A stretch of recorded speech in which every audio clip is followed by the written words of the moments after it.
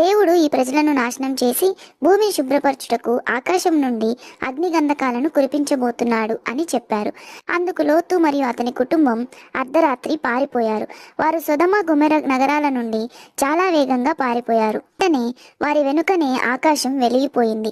ఆ నగరాల్లోని అన్నింటినీ కాల్చివేసేందుకు మరియు తప్పుడు పనులన్నింటినీ తుడిచివేసేందుకు నిప్పులు కురిపించే వాయుగుండం ఏర్పడింది. అయితే లోతు భార్యకి దేవదూతలు వెనక్కి తిరిగి చూడవద్దని చెప్పినప్పటికీ ఆ నగరానికి ఏం జరుగుతుందో అని ఆమె వెనక్కి తిరిగి పెద్ద తప్పు చేసింది. ఆమె ఉప్పు స్తంభంగా మారిపోయింది.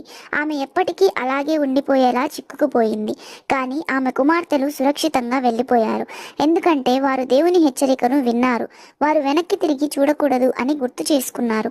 దీని నుండి మనం సరైన నిర్ణయాలు తీసుకోవాలని, దేవుడు చెప్పే మాటని వినాలని, మనం సరియైన రీతిలో జీవిస్తే రక్షింపబడతాం అని నేర్చుకుంటాం.